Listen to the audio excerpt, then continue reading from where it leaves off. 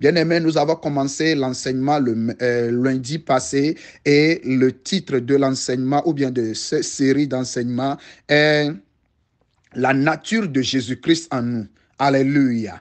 Et nous avions vu la raison pour laquelle Dieu veut que la nature de Jésus-Christ soit en nous. Aujourd'hui, nous allons continuer et nous allons lire dans 2 Corinthiens chapitre 3, verset 18 dans le 8 secondes. La parole de Dieu déclare: nous tous qui, le visage découvert, contemplons comme dans un miroir la gloire du Seigneur, nous sommes transformés en la même image, de gloire en gloire, comme par le Seigneur l'Esprit.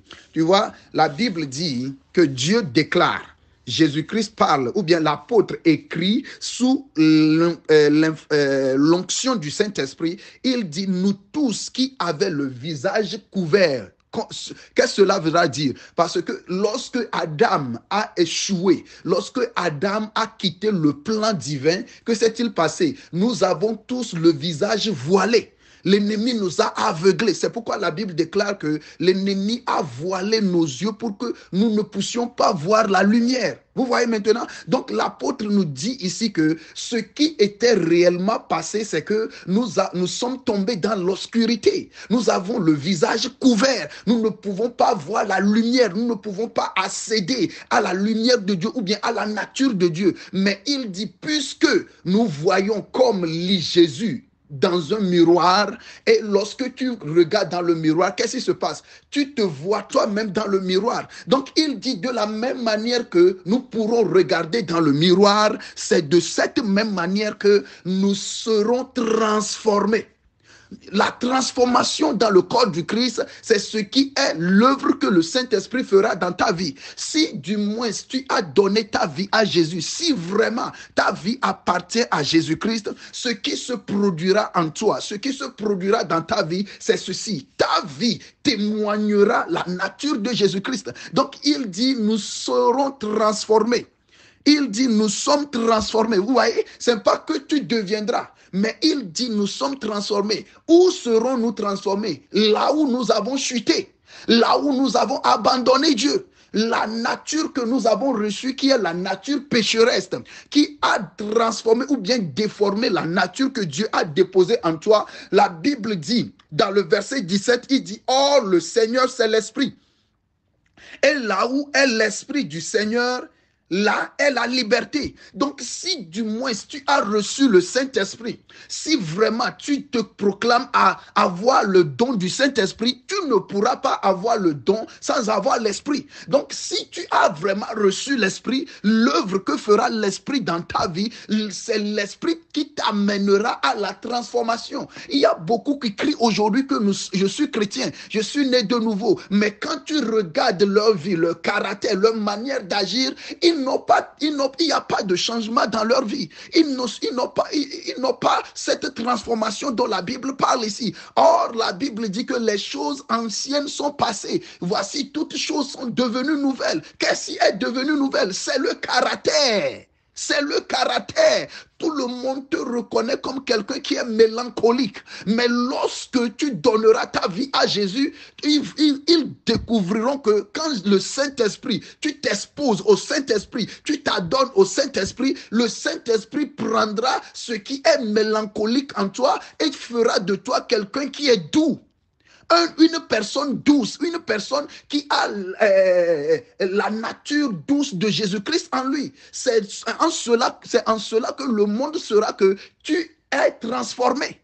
Mais si ceux qui t'entourent dans ta famille, dans ta maison, dans ta localité, et tels qu'ils te connaissent, c'est de la même manière que tu es, mais tu prends la Bible et tu dis que tu vas à l'église et qu'il n'y a pas de transformation dans ton caractère, bien-aimé, tu ne marches pas encore avec Jésus-Christ. Car la Bible dit, celui qui marche avec un sage, il deviendra un sage. De la même manière, lorsque nous cheminerons avec Jésus-Christ, lorsque nous allons suivre Jésus-Christ comme il nous appelle, il a dit dans Jean chapitre 8, verset 12, il dit, celui qui me suit et qui vient après moi et qui marche dans mes pas, il aura la vie et la lumière de la vie.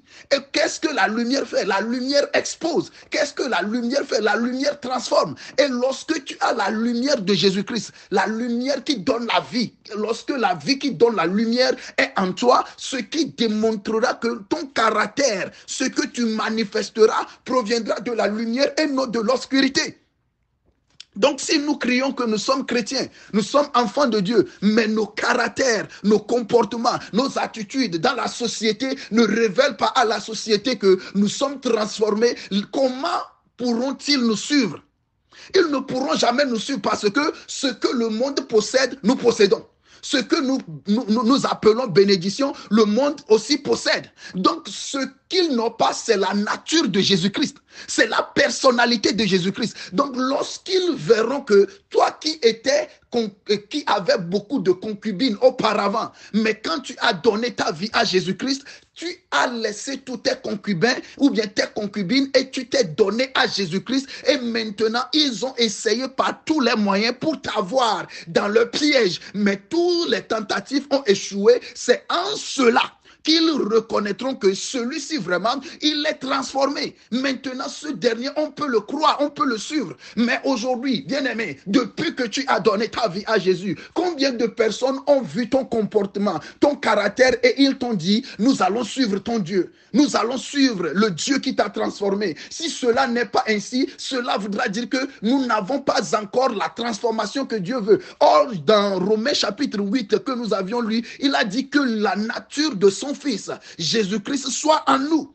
Donc ici, il dit, nous serons transformés. Nous aurons la même nature que Jésus-Christ. Or, si cette nature fait défaut en nous, ce qui voudra dire que nous ne sommes pas encore à la page de l'esprit. Nous ne sommes pas encore où Dieu veut que nous soyons. Donc cela nous revient maintenant à retourner vers Dieu pour qu'il y ait du changement, pour qu'il y ait du changement.